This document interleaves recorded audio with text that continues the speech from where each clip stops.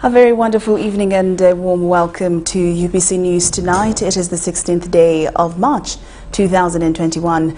My name is Lauryn, Masika, Kazimoto, and of course in the sign language we do have Elizabeth Nakakoni. Now we start off with our first headlining story this particular evening. Well, the Commonwealth Secretary General, Right Honourable Patricia Scotland, has praised President Yoweri Museveni for the proper response to COVID-19 pandemic in Uganda. Now, the Right Honourable Patricia Scotland made the remarks when she paid a courtesy call on the President at State House in Entebbe. Senior Director at the Commonwealth, Professor Louise Franceschi, and the Communication Officer, Ms. Temitope Kalejai, accompanied her. Now, Scotland noted that the Commonwealth countries have done very well in handling the COVID-19 pandemic by immediately taking stringent measures based on science, citing countries like New Zealand, Barbados, Bangladesh, and Uganda that have gone further to develop their own local vaccines.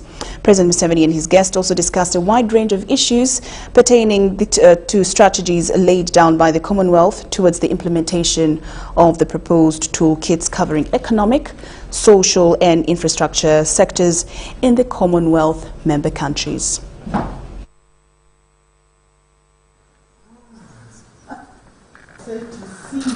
Yes.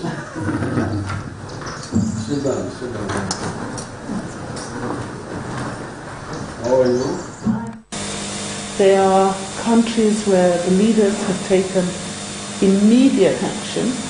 Sometimes that immediate action wasn't appreciated because people thought, why are you closing borders and doing all these things before you've really had numbers? But if you look at the stance that was taken by people like Jacinda Ardern in New Zealand, Mia Mottley in Barbados, Sheikh Hasina in Bangladesh, you in Uganda, all the countries who've done well, is because the leaders have taken trenchant measures immediately based on the science. Based on the science. And so there is a real feeling that all of us have to pool our information and our science. So, for example, you will have seen that many of our countries suffered very badly because they had no local resource for PPE, no local development of medication, and they were very dependent on things coming from outside. And so if we look at Uganda is the youngest population in the whole Commonwealth and probably the second youngest in the world.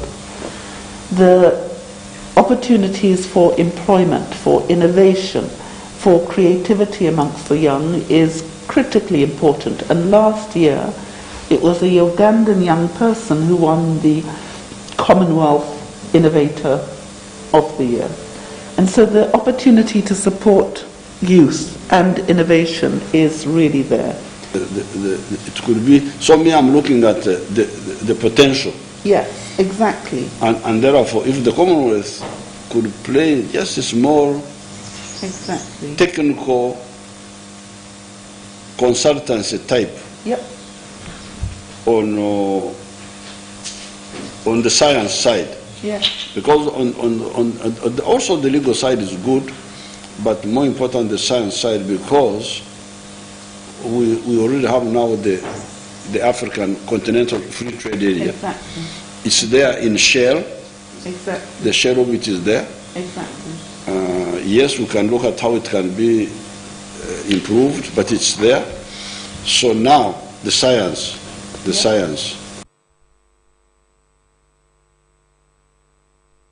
The Commander Special Forces Command, Lieutenant General Muhoozi Kainerugaba, has received his first shot of AstraZeneca. General Muhoozi also officially flagged off the exercise among the Special Forces Command personnel.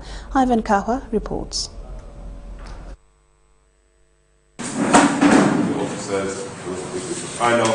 Lieutenant General Muhoozi Kainerugaba, the Commander Special Forces Command, has launched the COVID-19 vaccination campaign within the Special Forces, an allied force that protects the President. Lieutenant General Muhoozi received his first COVID-19 jab at the Special Forces Command headquarters in Entebbe.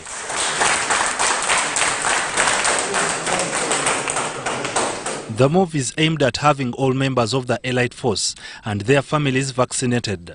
Lieutenant General Muhoozi commended the Ministry of Health, President Museveni, and development partners for the quick acquisition and rollout of the COVID-19 vaccine. Thank you very much. Take the vaccine, encourage your units, your men, your officers, and our families, our sponsors. The UPDF Director, Medical Services, Brigadier Stephen Kusasira, also received his shot alongside other directors and commanding officers. Brigadier Stephen reiterated that the vaccine is safe despite minor side effects such as fever and usual injection pain. Security personnel are among the essential groups to receive vaccination, including teachers and health workers. Ivan Kahwa, UBC News.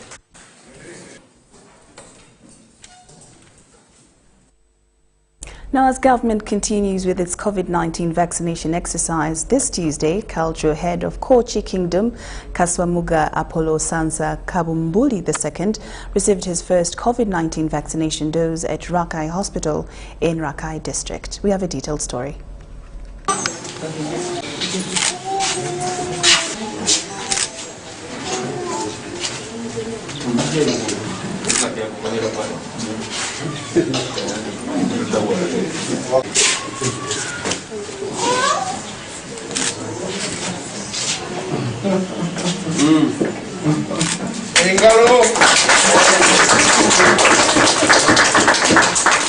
Kamswaga, together with his cabinet ministers, say the gesture to receive the COVID-19 vaccine is an exemplary move that his subjects should emulate.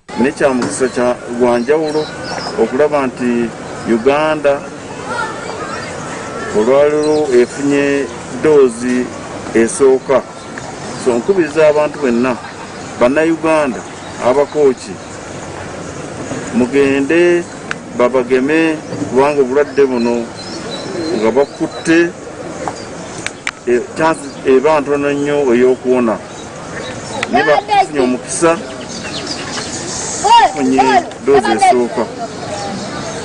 Nebadiza omukulembeze w'eggwanga olw'amaanyi gatadde mu kintu kino okulaba nti tulwanyisa olwadde. He also called upon his subjects to keep observing standard operating procedures in place in order to guard against contracting the disease. Eddagala ery'okugema abantu baffe bonna n'ekirala era mugende mu maaso okugoberera amateeka g'essawo. The principal director of Rakai Hospital, Kiza Gertrude, says as health workers they have not yet received any proof regarding side effects of AstraZeneca vaccine. And my health workers, they have participated. And I'm breaking the myth which is in the people. They say that vaccine might not be good or what and what have you. Anything has a side effect, be it aspirin, be it paracetamol, everything has its side effect, and I am urging everybody, whoever gets any side effect, to come. She thanked Kamswaga for showing up to receive the jab, which is a good example to the people of Kochi. Some of the people who have received the vaccine dose have called upon others to come and get vaccinated.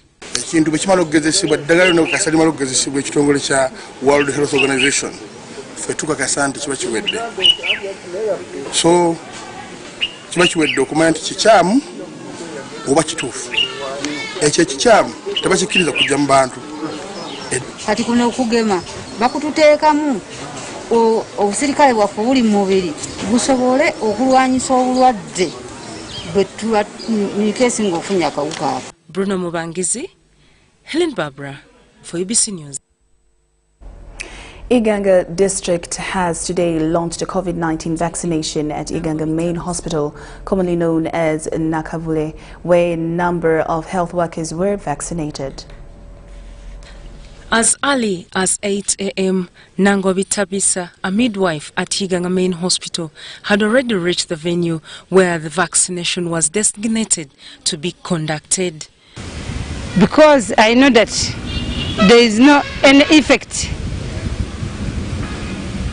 to us to get that drugs.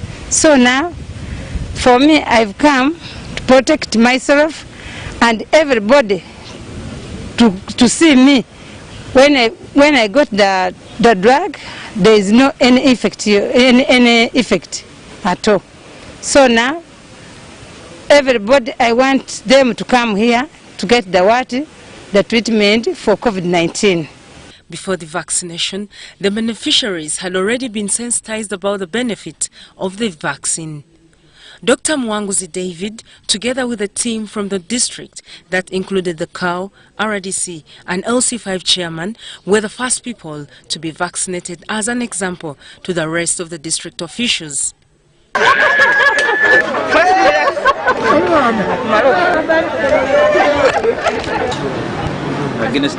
The vaccine is safe and it works.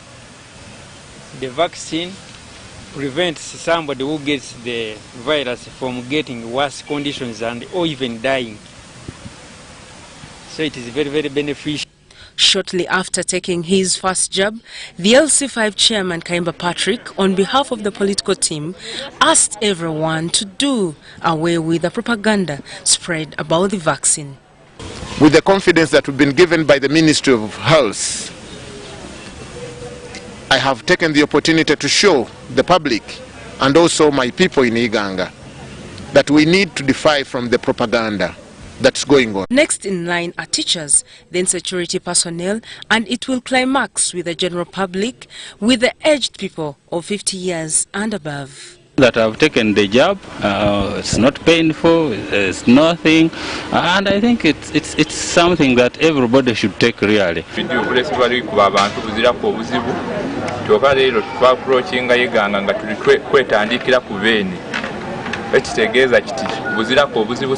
Yusuf Obo, Helen Barbara, for UBC News.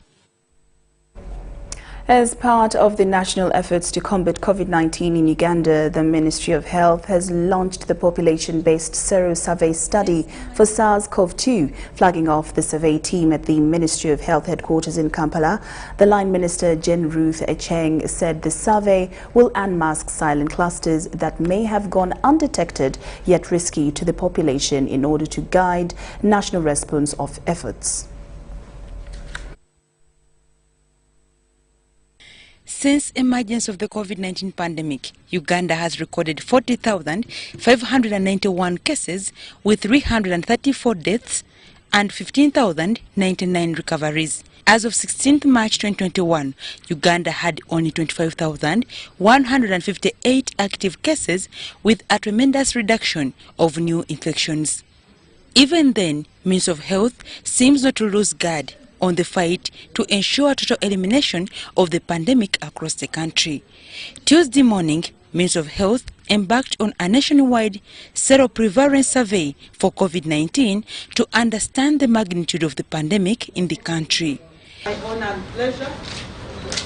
Flagging off the survey team, the Minister for Health, Jen Ruth Echeng, said the survey is intended to identify the risk factors for severe disease, define the rates of symptomatic vis-a-vis the asymptomatic infections in the population.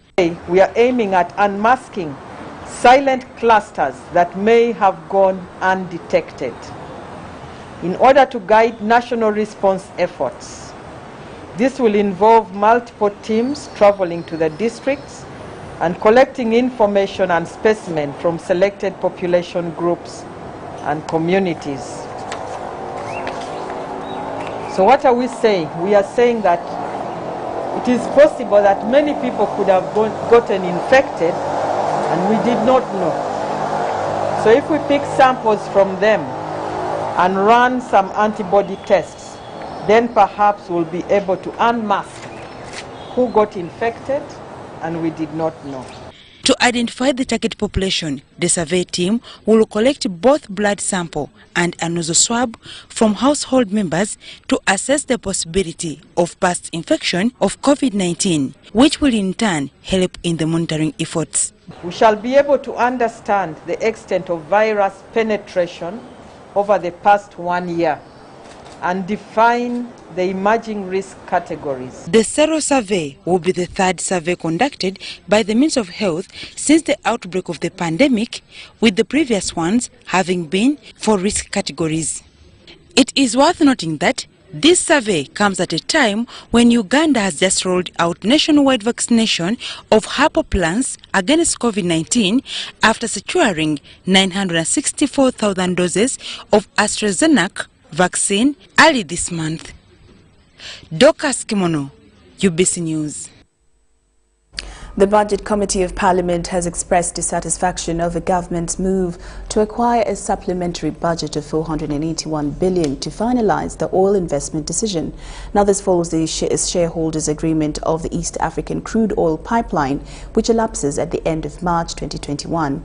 Finance Minister Masika failed to satisfy the committee chaired by Opolot Isiagi Patrick after a number of concerns by the committee members went unanswered. It is good news to Uganda's oil sector after the final investment decision is on the doorway. According to Minister for Finance, Planning and Economic Development, Masika Kasaija, the pronouncement is now being delayed by a tune of 481 billion shillings. Kasaija, who appeared before the Parliamentary Budget Committee, seeks for approval of $130 million amounting to 481 billion shillings supplementary budget to fund the Uganda National Oil Company and clear its path to the sign-off deal of the final investment decision. Before the end of March 2021, Masika Kasaija reminded the committee members of the shareholders' agreement of the East African crude oil pipeline, saying part of the funds will also cater for the settlement of the historical costs like land acquisition, compensation, among others. of which 70 million US dollars is required as as the initial equity commitment, and US dollar 60 million is to settle the historical costs.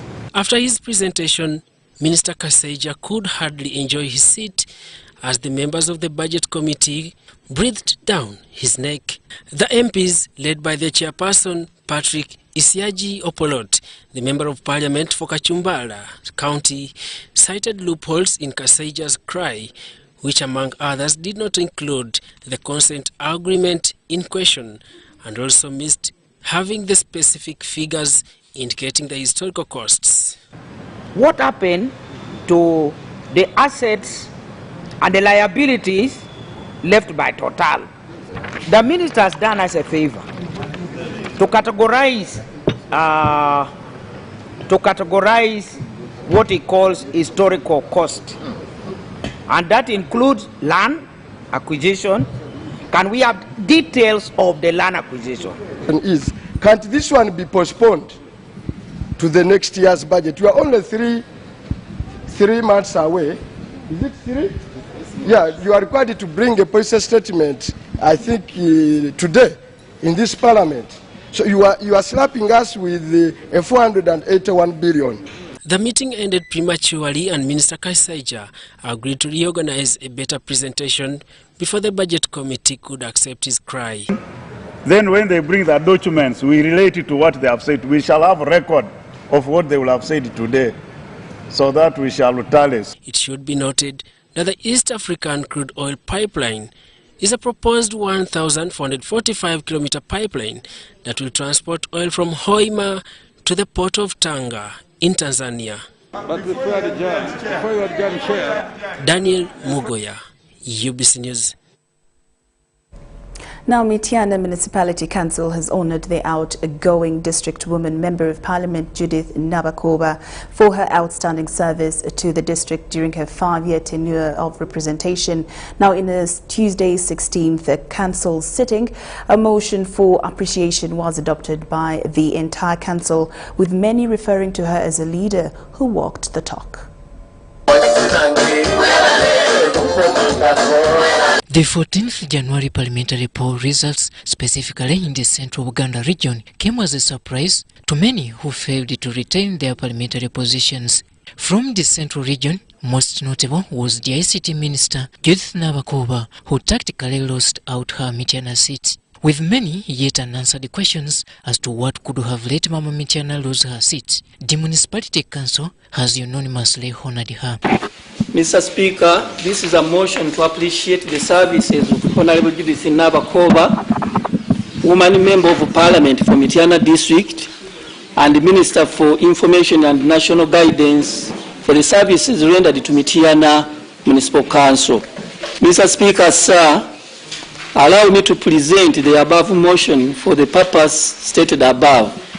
In a Tuesday, 16th March 2021 council sitting in Mityana District, council members hailed Judith Nabakoba for her 5-year term. Tangible representation. Mr. Speaker, I would like this council to approve a motion appreciating Honorable Judith Nabakoba for the services rendered to Mityana Municipal Council in the following areas.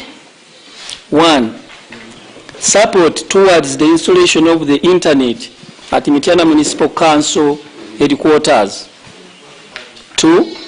Support towards infrastructure development under roads. As many yearned for an opportunity to support the motion, whoever got chance almost carried the same message. Mama waffe Mama Mityana olw'ebirungi byatukoledde ng'abakyala. Atuwadde ekyuma ekyaluza enkoko. The outgoing Mityana Municipality Mayor, Esther Ndianabo, who jointly lost the last elections with Judith Nabakoba, believes the future will justify. Though we are not, we are serving our term to the last bit of it, I urge you other members that are coming into council and other positions to borrow a leaf from the regime that has been here today. We have worked for the people and for the good of the people. Let us keep that spirit to transform Mityana from good to great. As Nabakoba and others exit Mityana direct leadership, their predecessors are challenged to get a leaf from them. Such leaders, especially the district MP that is coming in, she has to emulate her work. She has served for 5 years only, but it looks like she has served the entire for like 3 terms. We've had leaders before who have served before Honorable Judith Nabakoba came in, but their impact, it's so hard to trace their impact on the livelihood.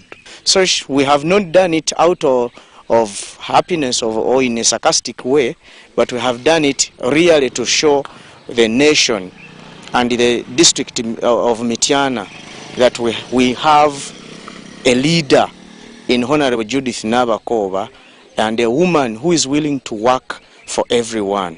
Early June this year, the 2016-2021 political term for all elected members will cease for service. Robert Onyango, UBC News, Mityana. High Court Civil Division before Judge Esther Nambayo has dismissed an application where National Unity Platform supporters wanted the court to squash proceedings against them in the Military Court and Masika Magistrate Court. In the ruling delivered Tuesday afternoon, according to Judge Esther Nambayo, all the 7 grounds brought to court by the applicants lacked evidence beyond reasonable doubt to convince the application. Deborah Namamonde with more. Following the incidences which happened during arrest and thereafter, including the charges slapped against them in Masika Magistrate Court and the General Court Martial in Machi, India, 49 National Unity Platform supporters ran to High Court Civil Division in Kampala and filed a case seeking court to quash the proceedings against them in the 2 respective courts. In this application, which was based on 7 grounds, the trial judge Esther Nambayo, after perusing both sides' submissions, Tuesday afternoon dismissed this application. In giving her ruling, Judge Esther Nambayo said the accused are properly charged in the General Court Martial as indicated in Section 119H of the Uganda People's Defence Forces Act. Now, in this case, the 49 accused persons who were taken to the General Court Martial were charged with the offense of unlawful possession of arms, that every person found in unlawful possession of arms, ammunition, or equipment, ordinarily being the monopoly of the defense forces, shall be charged before the court martial. Judge Nambayo also ruled that for the accused to be detained in Kitale and Chigo government prisons. This is under the law since the bail, which was granted at Masaka Magistrate Court, does not in any way apply in the General Court Martial. I wish to clarify that the offence with which the applicants were charged in the court martial is different from the offences with which they were charged at the Chief Magistrate's Court at Masaka. The applicants therefore rightly applied for bail again in the court martial. Where bail is not granted, they may appeal to the Court Martial Appeal Court.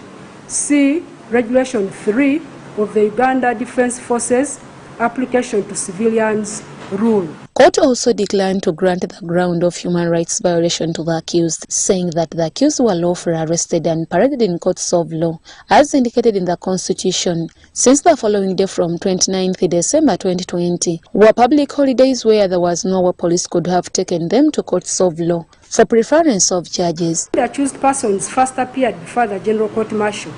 Their lawyers were not in court. Counsel for the applicants have submitted that they were denied access by Tumsime Ronald on grounds that he had orders from above not to allow them in. Now, no evidence has been presented to back up this allegation.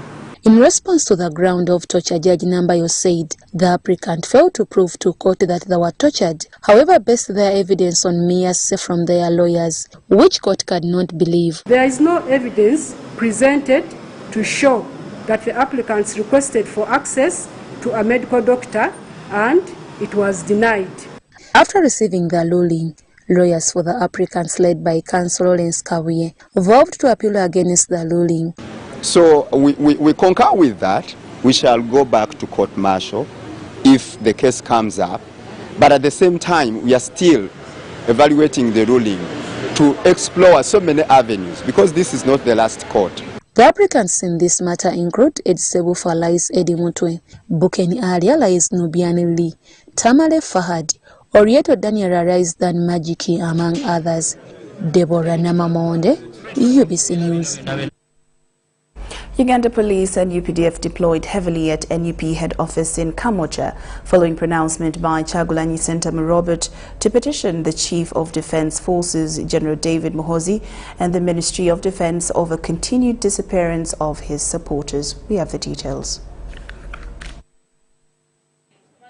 Tuesday morning, the president of the National Unity Platform, Kyagulanyi Ssentamu Robert, addressed the media at NUP headquarters in Kamocha over different issues pertaining to the party. Thousands, if not millions, are in town, packed. Now there's no scientific explanation of whether the COVID-19 virus is spread only during night and not during daytime. So the curfew, we insist, is unjustified and should be, removed.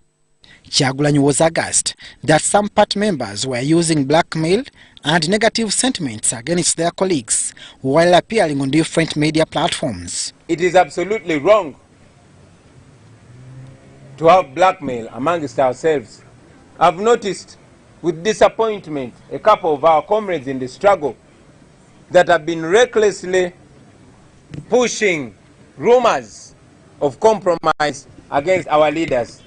I want to inform you, comrades, that that is not representative of us. Despite police's continued forewarnings over Kyagulanyi's alleged peaceful protests, the NUP principal maintains a defiant stance. It's at that note that I want to thank all of you for heeding to that call. And like I said, it will not take one day or one form of protest, but these protests continue. Mr. Kyagulanyi has also announced that the party is to petition the army commander and the Ministry of Defence over continued disappearance of their supporters. It is the military that has been abducting them, precisely the SFC. And now we want to deliver that letter, those letters, to demand for our people and to put them on notice that should our people not be released, then we shall continue protesting peacefully because it is within the law. There was deployment of security forces who later on escorted Mr. Kyagulanyi to his home in Magele, Wakiso district. UBC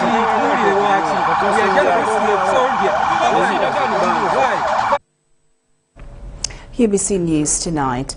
Now, Mbale City woman MP-elect Koni Nakakoni has filed her defense with Mbale High Court in response to Lydia Wanyoto's election petition filed on the 2nd of March this year. In her petition, Wanyoto listed 2 respondents that included Electoral Commission and Koni Galiwango. After Koni Nakakoni was served with documents of petition, she responded by filing her defense with Mbale High Court.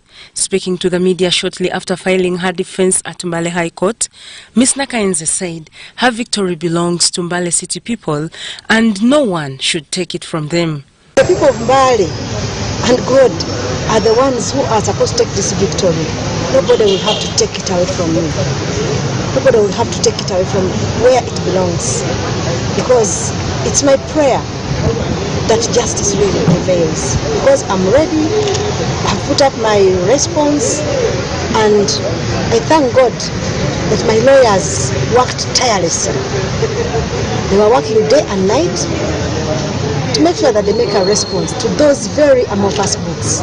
Nakakoni further denied all accusations put to her by her petitioner, Lydia Wanyoto, saying she has never been engaged in voter bribery as claimed. Because I know I'm not supposed to bribe anybody. If there is anybody I've ever given money, let them come and accuse me. And I thank God that among all the allegations of bribery, my name does not appear anywhere. They've concocted people who are alleging that I did so. So we are yet to prove whether it was there or not. The people of Mbale City is let them be strong and pray for me, because it's quite a tricky moment when somebody finds you with what belongs to you and says it is theirs. It becomes very disturbing. Ivan Masaba, who also contested for Member of Parliament for Mbale City Northern Division on National Unity Platform ticket, but lost to NRM's Theth Wambede, also filed election petition challenging the victory of his rival.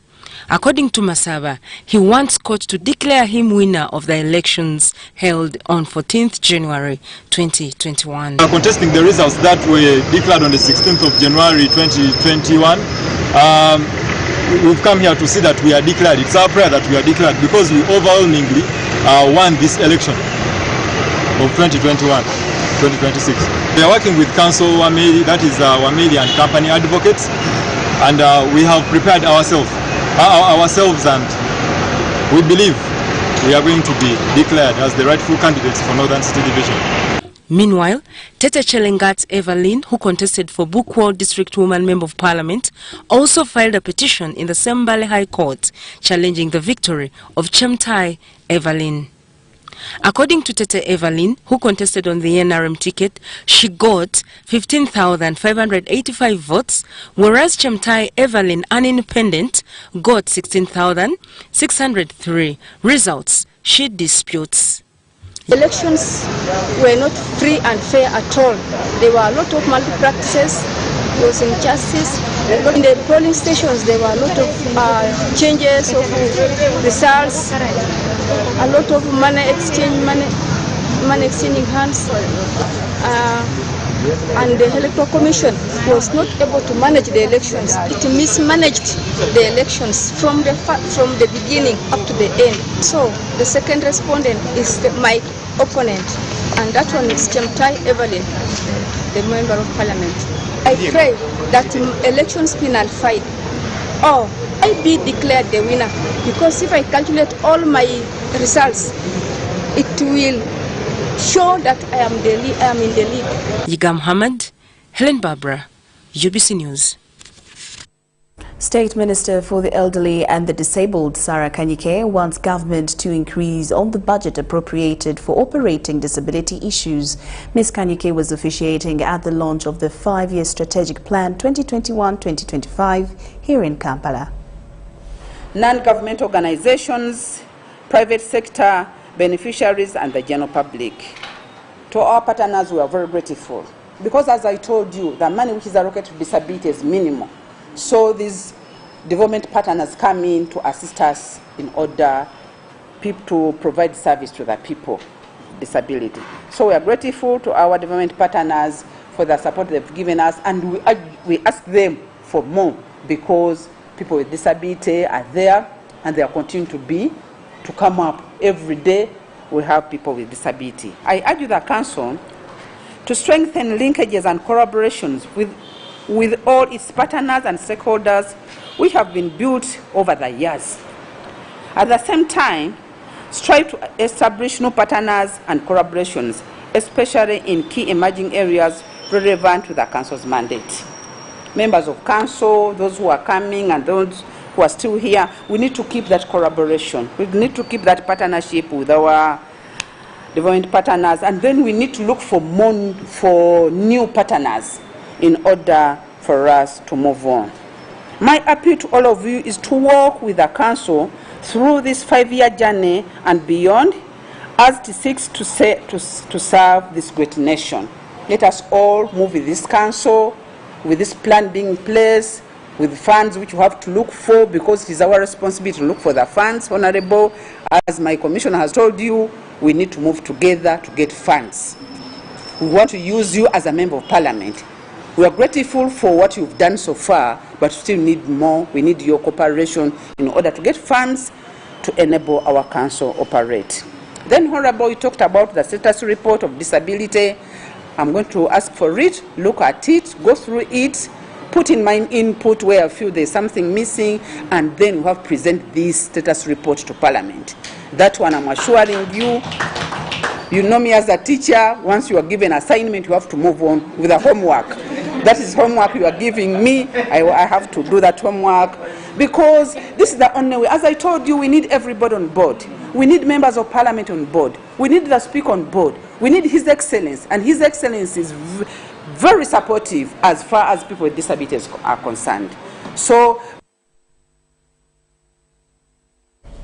UBC News Tonight takes a short break, but we return after these messages.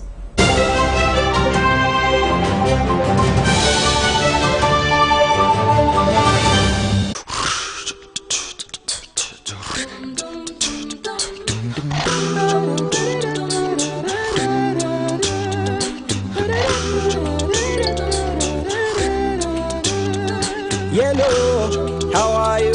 Tell me, how do you do? We're here to show some appreciation for the things you do. Thank you for today, and thank you for tomorrow. Thank you for every time and everywhere you go. We love you so, and we enjoy life with you. We are happy, happy, happy to know that we will go with you. That's why we say thank you, thank you, thank you, thank you, yeah. Thank you, thank you. Thank you for choosing MTN. Use MTN Mobile Money, bundles or other services to get Thank You points. The more you use, the more Thank You points you get. We look forward to many more years together. Thank you.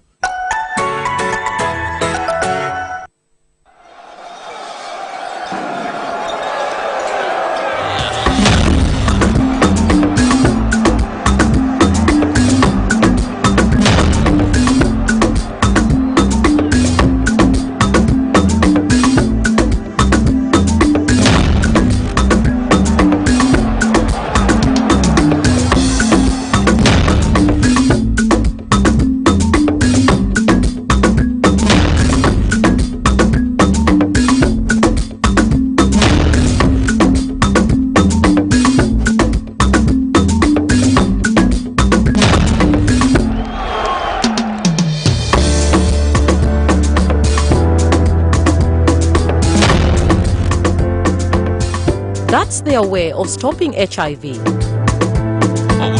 What about you?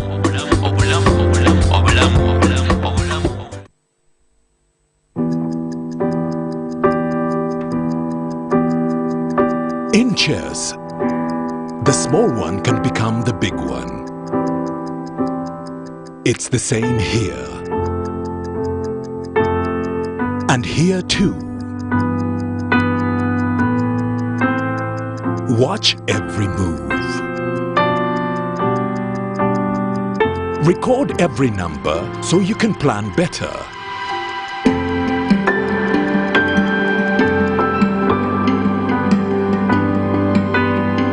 matter the size of your dream,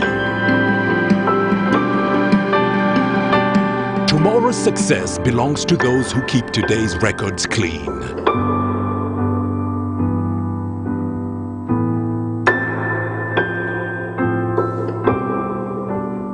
File your returns today.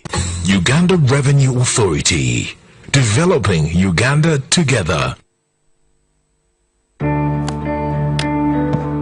Today tastes like a new tradition, like an old favorite.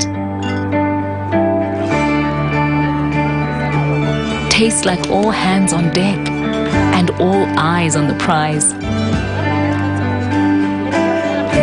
Today tastes like a piece of the action. And it never tasted this good.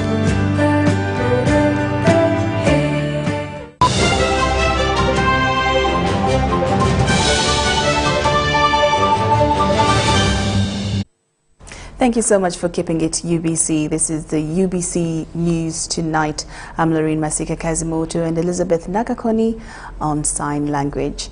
Now moving on with more stories, the low enrollment in public primary schools of Karamoja sub-region has been cited to have a direct correlation with insufficient food for the school-going pupils.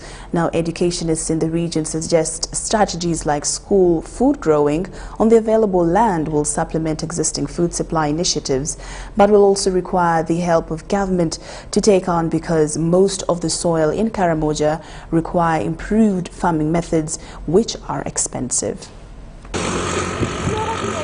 Nabilatuk district in Karamoja sub-region has only 16 primary schools, which are all government aided under the Universal Primary Education Program. Despite existence of these institutions, primary school enrollment still remains low, majorly due to the mindset of the Karamojong communities towards education. In my district, I must say that the enrollment is still below average, because my enrollment stands at only about 25%, and that means that a majority of my younger ones are still languishing in the villages. Only 25% are enrolled. Just like any other part of Karamoja has low enrollment, just because the community is still negative. It's not yet positive towards having children at school, and that many of the learners are still being employed or utilized or engaged in domestic chores like looking after cows and other domestic issues. On the other hand, educationists have cited that food availability in the UPE schools still remains a challenge and greatly impacts enrollment numbers within the region. We are being helped by World Food Program, and it is helping us to give food to children. Lunch, it is giving us only lunchtime, and yet we are having borders, and we really want children to be in boarding section, and yet the parents are not having the capacity to pay boarding fee. You as a teacher, you will see that the food is really very little, because even children themselves, they complain that the food is not enough, because once you see you have finished serving the food, but you see children still struggle to get more, it's a sign to show that they have not yet got what is enough. Citing school gardening as one of the practical solutions to solving food inadequacy, Nabilatuk educationists are appealing to the Ministry of Education and Sports to support modern school farming initiatives in order to supplement school feeding, because land is vastly available. The best to do is engaging parents, teachers and school children to embrace the issue of school gardening, to ensure that schools, mostly in Karamoja, establish school gardenings that are either within the school setting or outside the school premises. But the basic challenge now that comes in is if a community embraces the value of school gardening as a factor that would supplement the feeding of children in school, then they would be in position to provide land outside the school for schools to ensure that there is gardens established for schools that would supplement. UPE schools in Uganda all receive an annual capitation grant of 10,000 Ugandan shillings per pupil enrolled to cater for school learning materials and other administration needs, a sum which leaves the school struggling to run throughout the year. Teachers are optimistic that if supported, school gardening will go a long way in increasing enrollment while instilling farming skills to the Karamojong children at a tender age. Wadulo Mark Arnold, reporting for UBC News in Nabilatuk District. Kampala Capital City Authority, together with Dwelling Places and NGO, have carried out an operation aimed at getting children off the streets of Kampala and its surroundings. These children are to be first catered for and rehabilitated by the NGO before returning them to their homes. The number of children who throng the streets of Kampala from different places around the country has kept on rising, despite efforts by KCCA to get them off the streets.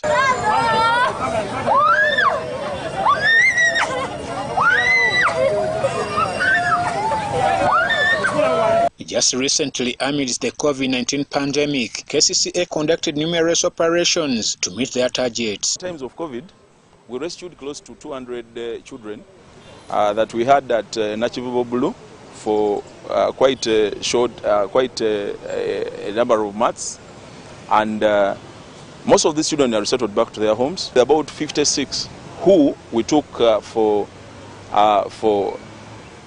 rehabilitation and also for vocational training. Though KCCA hasn't reached their target, it says it won't stop until these children are fully swept off the streets. KCCA and as Minister of Gender and as our partners, Dwelling Places and many others, we are ensuring that we rescue these children. Today, KCCA, in partnership with the Dwelling Places, has awakened their strategies through an operation along the streets of Kampala.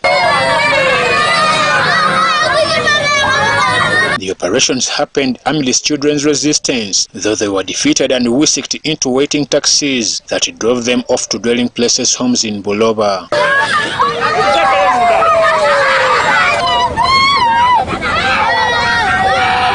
Peter Mayanja Rwanga, the probation officer at KCCA, highlights on why they have carried out the operation. He, however, says they are known to keep these children at Kampilingsa. We are taking them for rehabilitation at Dwelling Places, where they are going to be for 2 to 3 months, and then after they will be taken back to Napak district, where again they will be taken under rehabilitation and finally resettled back with their parents. Together with Kampala City Council Authority, in partnership with Kampala City Council Authority, to make sure that we reduce the growing number of children that are on the streets at the moment.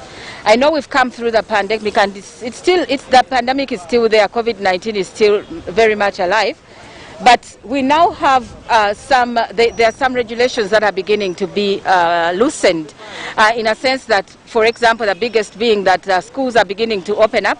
I'm Ivan Juko, reporting for UBC here in Kampala. Now we know that all this is done with good intentions. Now into some more exciting news. Science, technology and innovation are bringing on to the market new products in the transport sector. Now the newest being an innovation in the manufacturing of electric cars, now motorcycles. Take a look. So what we are seeing is the Faculty of Science and Technology at the International University of East Africa has manufactured electric motorcycles with the aim to save the environment from both air and noise pollution. You can charge it in any socket within your household. The same socket you use to put in your extension cable or your charger is the same socket you're going to use to charge your motorcycle. So it avoids damages, and it also has a regulator within, so when you have power surges, something happens with your electricity within the area, it will not affect the motorcycle in any way. Yes. These motorcycles do not emit emissions in the environment, and they are also noise-free. The electric motorcycles can charge for 3 hours and can move a distance of 60 kilometers. After carrying out the research, the university is now moving towards commercialization phase, and this is where the cost will be determined. The cycle is automatic. It has no gears. The gears are automatically input, just like an automatic car. All you have to do is just accelerate, and it has 2 brakes, the front brake and the back brake, which are all up here. Everything down is just for your feet, and only that, just for you to rest your feet. Yes. It also has a reverse feature. So when you get stuck in somewhere very tight and you want to get the motorcycle out, you cannot do it by standing on the side and pulling it. You can just sit on it, where now you occupy the least amount of surface area. As long as you're inside and you balance, you press and it takes you back. Likewise, car manufacturer Nissan has also innovated an electric car which can charge for 6 hours and can move a distance of 270 to 300 kilometers. Richard Bamojo from Motocare Uganda, the distributor of Nissan cars, says the main aim is to save the environment from pollution. However, one wonders whether such innovations will limit the market for petroleum. Scientists and technicians, they've come to notice that vehicles are one of the leading causes of pollution. The fumes from vehicles are one of the leading causes of pollution in the world. So what they have designed is an electric type of mobility that will limit emissions, that will limit pollution. So what we've designed is an electric vehicle, fully 100% electric. You just plug into your socket, get charged, move without having to pollute the environment. That is the sole objective. Kampala is rated the third most polluted city in Africa, and such innovations in the transport sector will go a long way in saving city dwellers from the effects of pollution. Sudat Kaye, Adia Nakoti, UBC. Well, thank you, Sudat and Adia. I think my favorite part of the story is the motorcycles are noise-free and air pollution-free. Well, moving on, today, without a doubt, traffic police officers were seen wearing their new uniforms as announced by the Assistant Inspector General of Police, Hassan Kasinje, yesterday. Now, UBC TV managed to reach Wandagea, Ginger Road and City Square to assess whether the new uniformed officers can easily be identified from other people on the streets.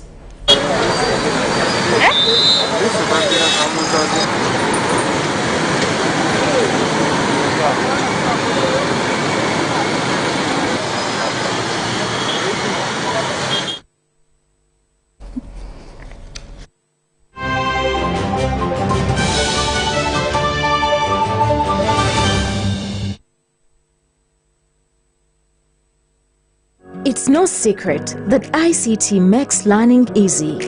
The strides made in our field could not be possible without it.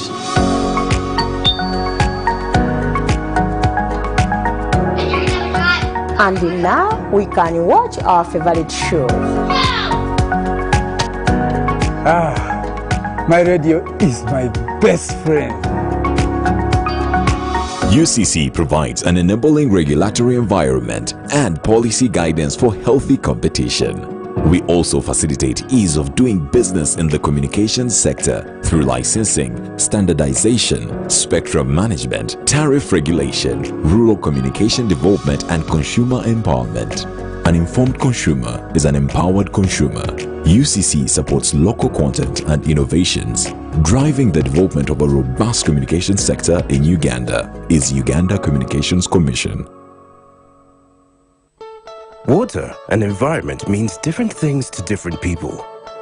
Did you know that water is the foundation of life, societies, and economies?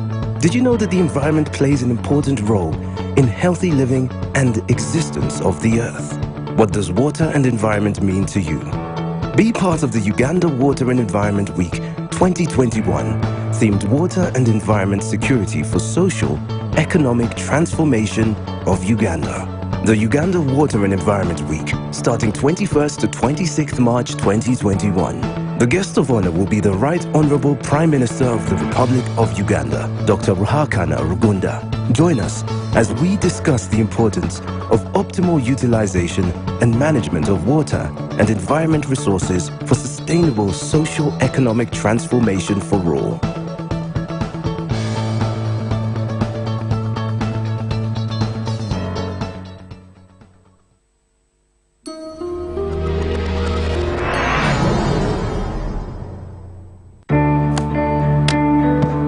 Today tastes like a new tradition, like an old favorite. tastes like all hands on deck and all eyes on the prize. Today tastes like a piece of the action. And it never tasted this good.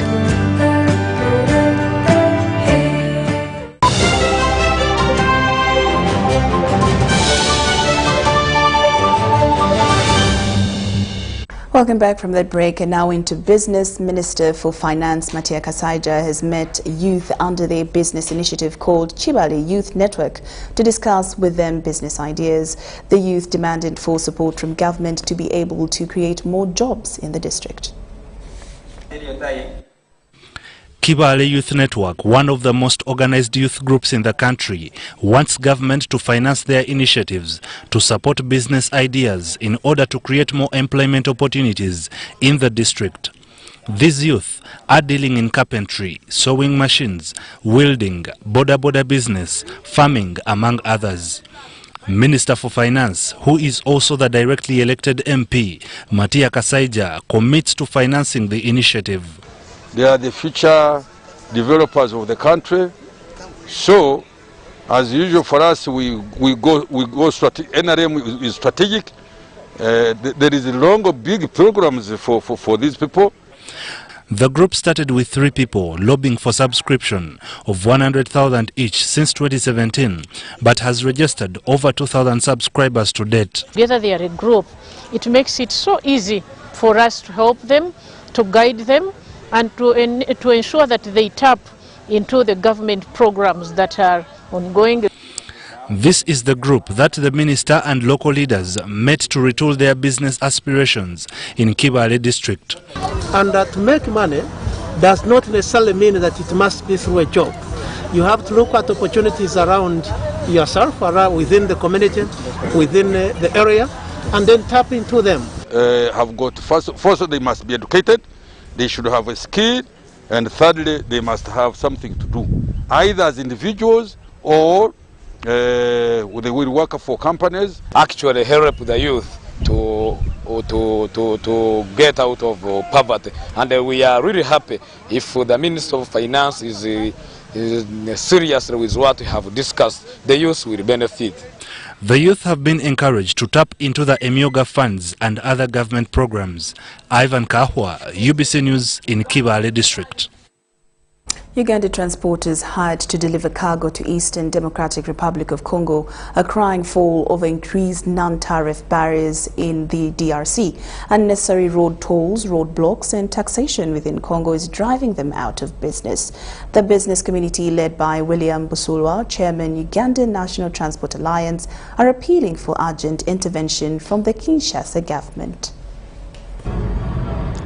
Trade between the Democratic Republic of Congo and its neighboring countries, among them Uganda, which is a member of the East African Community, continues to be hindered by numerous challenges, which includes unnecessary roadblocks, excessive road tolls and unfair taxation. These bottlenecks are attributed to the failure to harmonize existing trade agreements. DRC, it seems like the way they are doing their things, it is different in other partner states. And remember, we signed the transport agreement for mutual recognition. Whatever they do, whatever they treat you in Nairobi, it's the same you have to treat the transporter in DRC. For Semfuka Jaffa, a transporter, the road tolls, quality of infrastructure and lengthy truck turnaround time minimizes profit and hence affecting his business growth. Yeah, they tell you Kisangani truck should pay $2,000 at the border. Let it be like that. You pay at once, the truck go to Kisangani. But this issue of paying in Beni, Abakubi, everywhere, payment without proper, they tell you because they are using French. Sometimes we pay twice. Sometimes drivers are complaining. When you get at a clearing agent, you pay this. No, that paper you had it. It's in French. We paid it at the border. Those are challenges we are getting.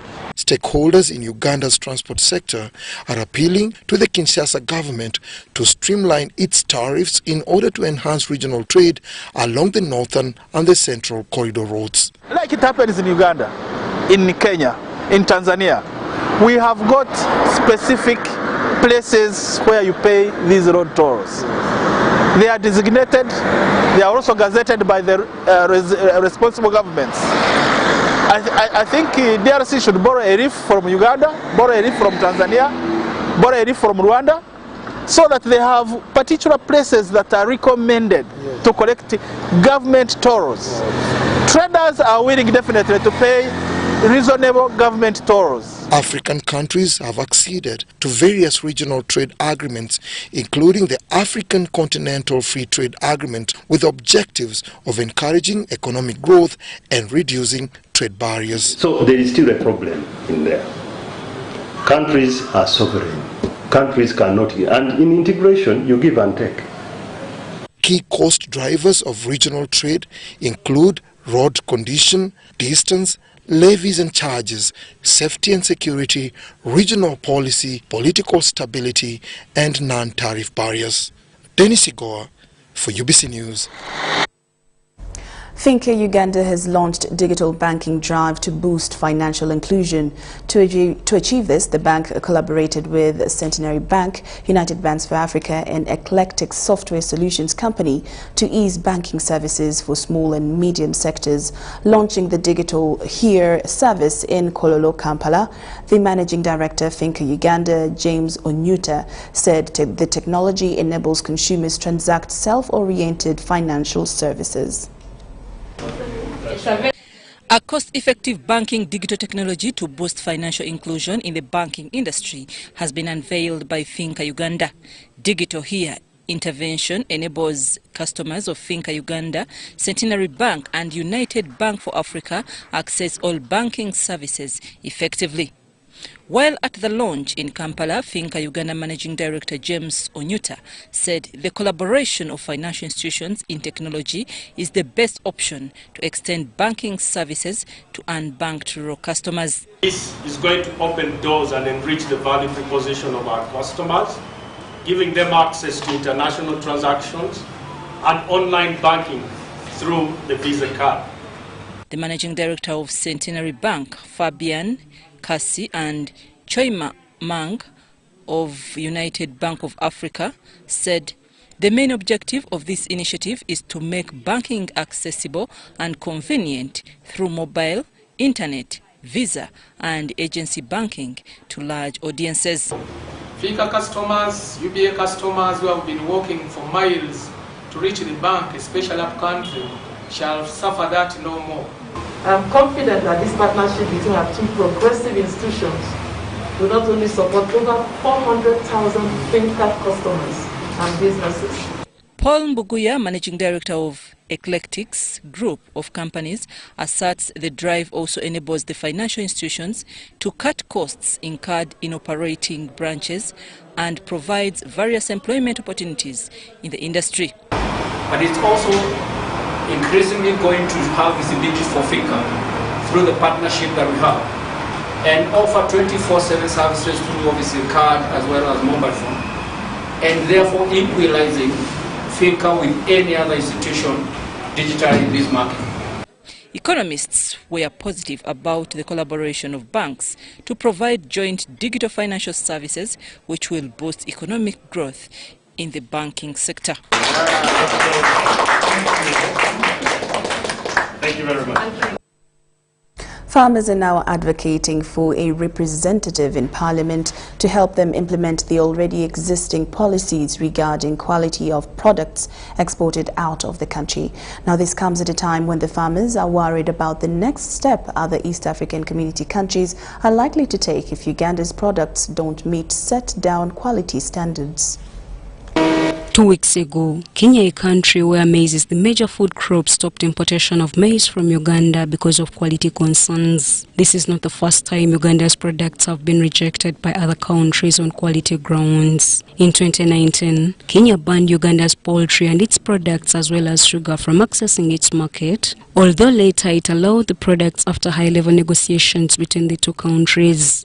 According to Uganda Bureau of Statistics Annual Agriculture Survey 2018, maize is one of the crops identified as priority crop in Uganda, and the recent ban slapped on Ugandan maize by Kenya meant huge losses for maize traders and farmers, as well as all stakeholders. It's against this backdrop that farmers are now advocating for a representative in Parliament whom they think will implement the already existing policies that guide farmers and their products.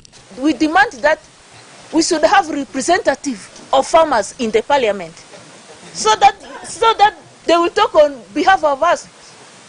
Yes, no one in the Parliament complains about farmers. When they talk about farmers, that is when they are talking about roads, they talk about electricity.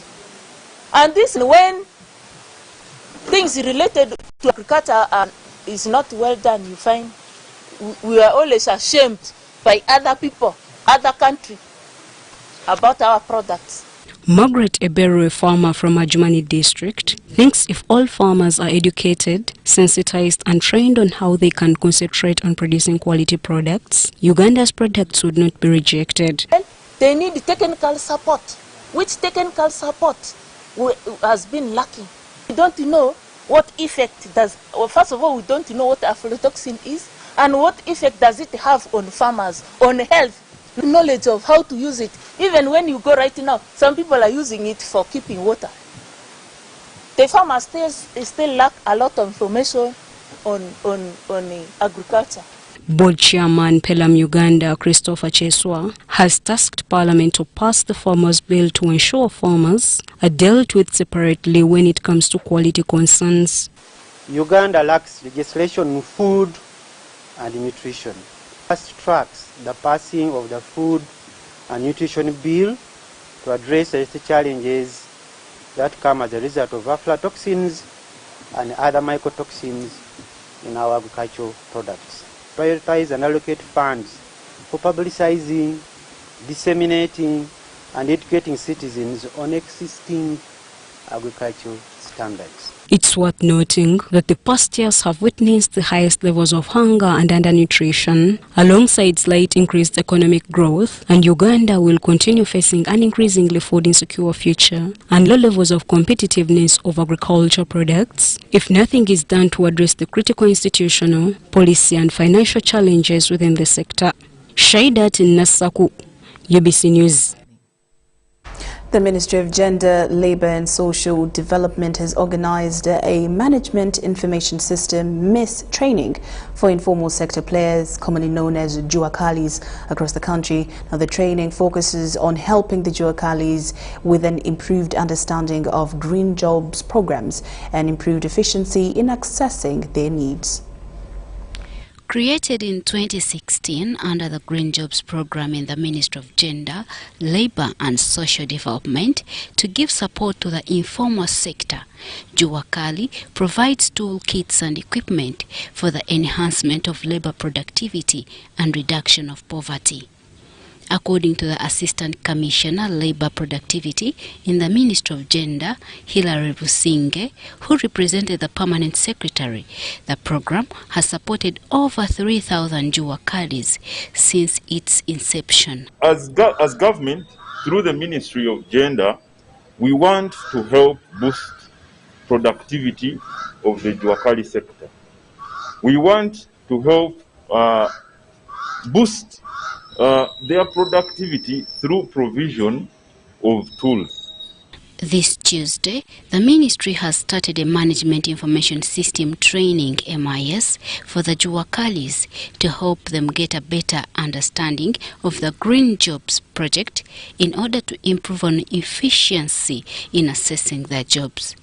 We are going digital to ease the whole process of needs assessment for the Juakalis. It is a plus for us as a ministry, as government, and it's a positive for the communities out there, the different Juakali groups that government wants to support through this program. Businge says the system will as well help the Juakalis improve on their productivity. He urges the trainees to pay attention in order to understand well how the system works. It is a digital system that basically is going to help the Juakalis be able to capture their information without having to come to the ministry. UBC TV managed to speak to one of the beneficiaries of the green jobs, who is a Juwakali dealing in welding. We are going to be trained so that we also go out and train our fellow Juwakalis. And I think it is a good method. It will ease our work, and it will even help people who can't confront those officials to tell them their issues. They can feel shy, but when you're online, you can really air out whatever you feel you want. Jane Ramcha, UBC News. And we come to the end of UBC News tonight. Thank you so much for your company. Do enjoy the rest of the evening. I'm Lauryn, Masika, Kazimoto, and Elizabeth Nakakoni, and Sign Language. Good night.